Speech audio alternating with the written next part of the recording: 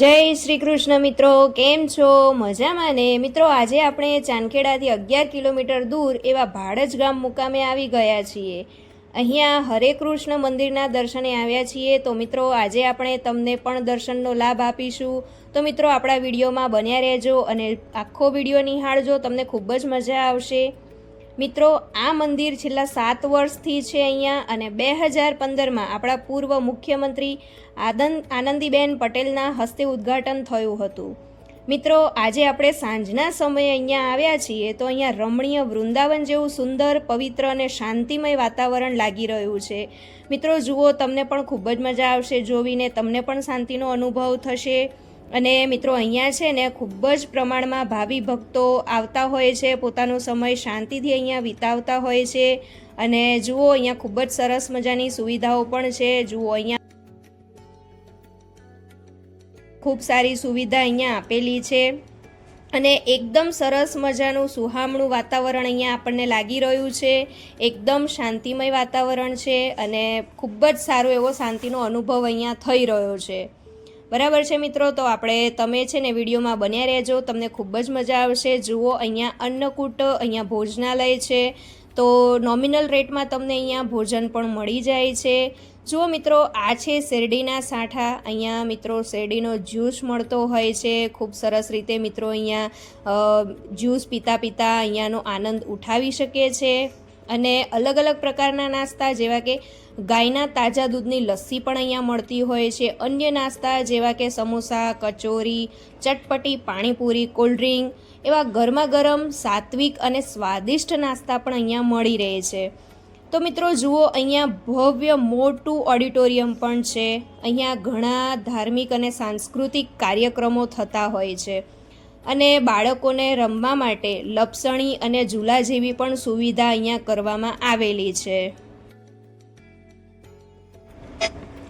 મિત્રો, અહીંયા આજુબાજુના ગામડાની જે સરકારી સ્કૂલો છે, તો એ સરકારી શાળાઓમાં 1 લાખ કરતાં પણ વધુ બાળકોને અહીંયાથી ભોજન પહોંચાડવામાં આવે છે.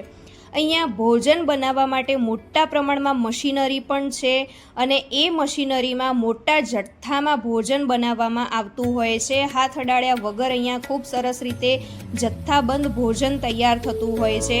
અને અહીંયાની આજુબાજુમાં જેટલી પણ સરકારી શાળાઓ છે, એ શાળાઓમાં ઘણા બધા બાળકોને ભોજન પૂરું પાડવામાં આવે છે. બરાબર છે.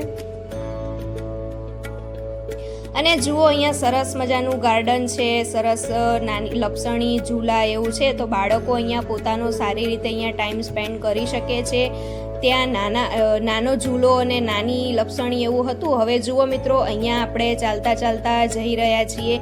કેટલું મોટી વિશાળ અહીંયા જગ્યા છે અને અહીંયાથી આપણે મંદિરમાં જવાનો રસ્તો છે. અને આ જગ્યાએ ગાર્ડન જેવું છે, તો બાળકો અત્યારે ત્યાં રમી રહ્યા છે. પોતાનો સારો એવો ટાઈમ પણ બાળકો અહીંયા સ્પેન્ડ કરી રહ્યા છે. બાળકો રમતની સાથે અહીંયા ખૂબ સારું એવું જ્ઞાન પણ મેળવી શકે છે. અહીંયા સારા એવા સંસ્કાર પણ બાળકો અહીંયા મેળવી શકે છે. એવું કહેવાય છે મિત્રો કે આપણે ઘણું કમાતા હોઈએ, પણ એ કમાયેલો રૂપિયોથી આપણે ઘણી વસ્તુ ખરીદી શકતા હોઈએ છીએ, પણ બાળકોના સંસ્કાર આપણે નથી ખરીદી શકતા. તો આપણે બાળકોને જો આવી જગ્યાએ લઈને આવીએ છીએ અને તે જ બાળકો આવી બધી વસ્તુ જેમ કે અમુક નોલેજ અહીંયાથી લેતા હોય છે, વાંચતા હોય છે, અહીંયાની વાતો સાંભળતા હોય છે, આવા વાતાવરણની અંદર રહેતા હોય છે, તો એ બાળકોને આપણે એ જ સંસ્કાર આપણે પૂરા પાડી શકીએ છીએ.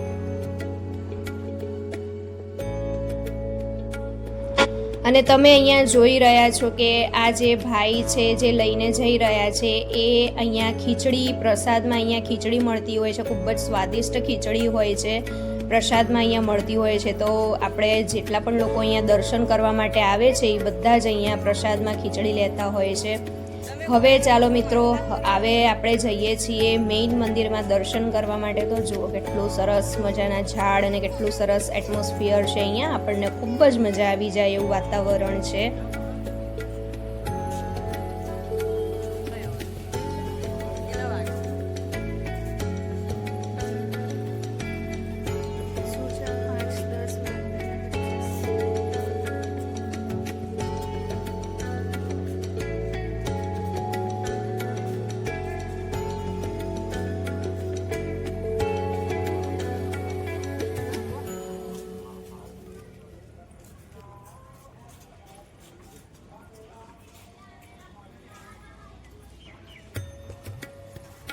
તુલસી લઈએ છીએ, મસ્ત તુલસીની છે.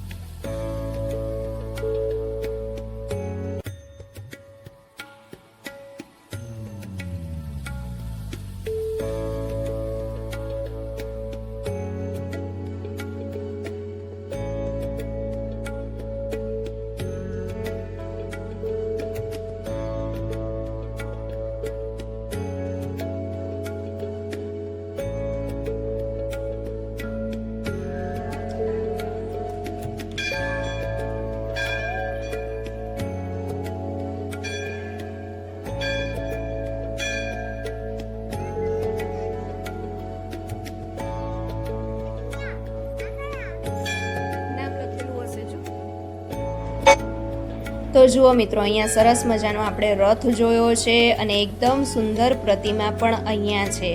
તો ચાલો મિત્રો, હવે આપણે રથ જોયું, પ્રતિમા જોયું, હવે આપણે અહીંયાથી મંદિરની અંદર એન્ટ્રી કરવાના છીએ. તો ચાલો હવે આપણે ભગવાનના દર્શન માટે જઈએ છીએ.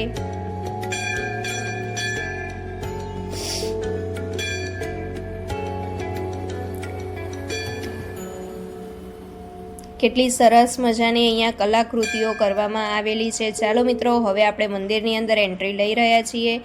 તો આવો અમારી સાથે અને આપણે સાથે મળીને ભગવાનના દર્શન કરીએ. તો જુઓ મિત્રો, ભવ્ય, વિશાળ, એકદમ સુંદર, કેટલું સરસ મંદિર છે અહીંયા. તો મિત્રો, તમે નજીકના એરિયામાં રહેતા હોવ કે તમે મારો વિડીયો જુઓ છો તો મિત્રો ખાસ અહીંયા તમે દર્શન કરવા માટે થઈને આવજો. ખૂબ જ વિશાળ ભવ્ય મંદિર છે. ખૂબ શાંતિનો અનુભવ અહીંયા થાય છે અને બહુ જ મજા અહીંયા આવી જાય છે.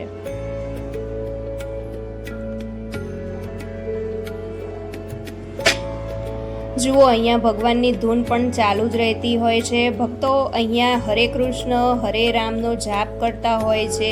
મિત્રો જુઓ, ખૂબ જ તેજસ્વી ઝુમ્મર અને મંદિરની સુંદરતા છે.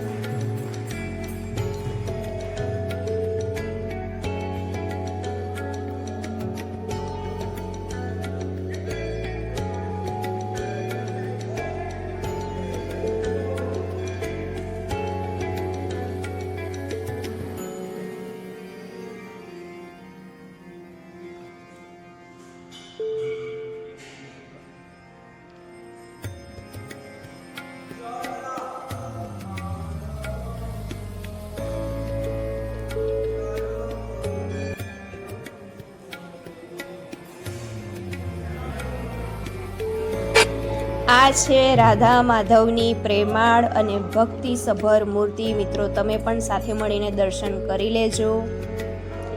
જુઓ,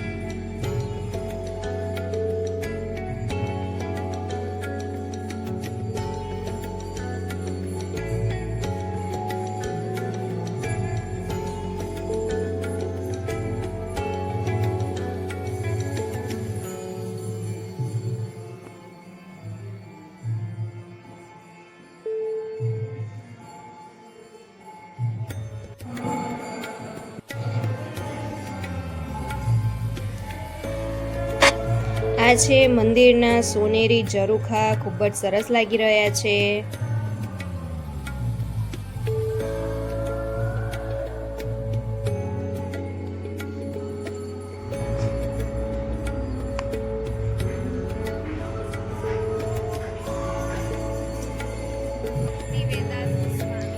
અને મિત્રો આ છે ઇસ્કોનના આચાર્ય શ્રી ભક્તિ વેદાંત સ્વામીની પ્રતીકાત્મક મૂર્તિ.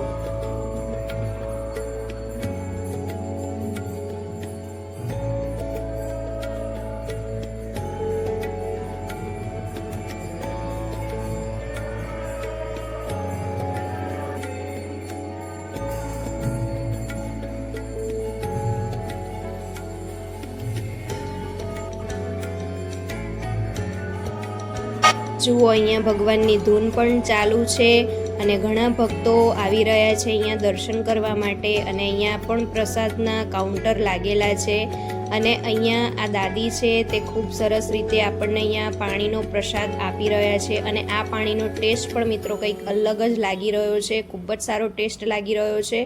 અને આપણે અહીંયાથી પ્રસાદી લઈ લીધી છે.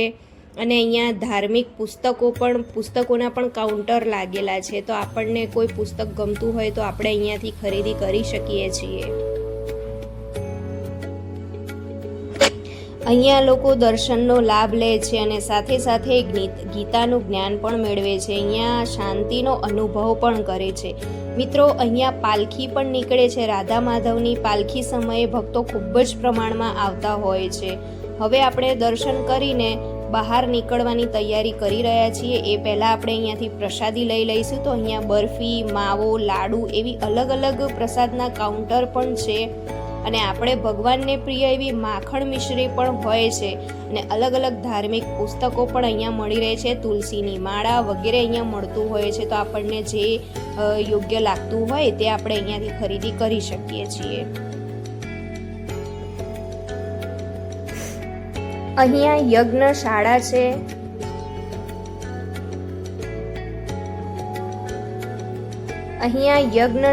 છે. યજ્ઞશાળાની ફરતે પથ્થરના ટુકડાની કેડી બનાવવામાં આવેલી છે. અહીંયા 108 માળા થાય એ રીતે હરે કૃષ્ણ કૃષ્ણ કૃષ્ણ હરે હરે, હરે રામ રામ રામ હરે હરે એમ માળા કરતાં કરતાં આપણે 108 પથ્થર પર આગળ વધતા માળા કરવાની છે.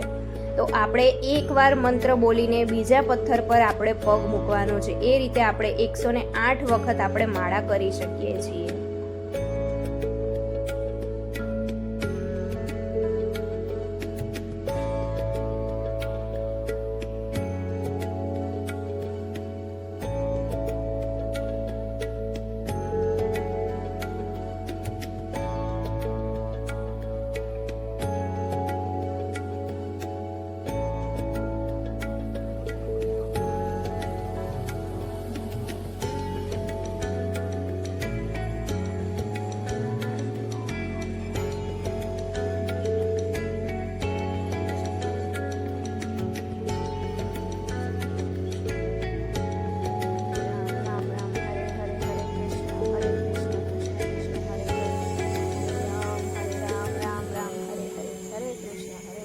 કૃષ્ણ કૃષ્ણ હરે હરે.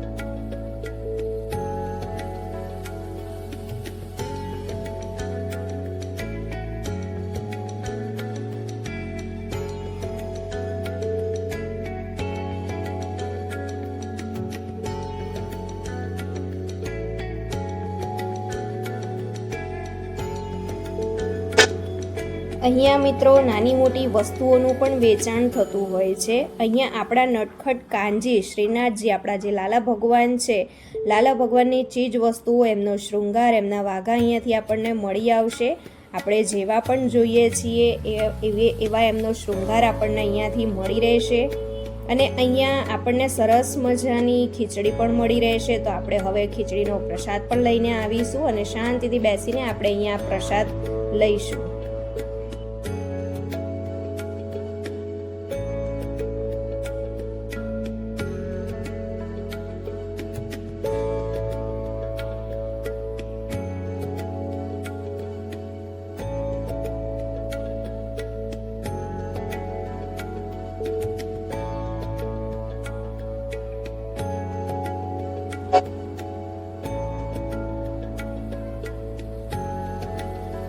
તો મિત્રો હવે આપણે અહીંયાથી પ્રસાદી લઈ લીધી છે ખીચડીની, અને પ્રસાદ લીધા પછી જુઓ આપણે આવી ગયા છીએ મંદિરની ડાબી બાજુ.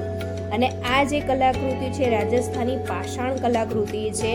અમદાવાદની પ્રખ્યાત નગર હવેલી જે છે તેના જેવું બાંધકામ ઝરૂખેદાર બાંધકામ કરેલું છે.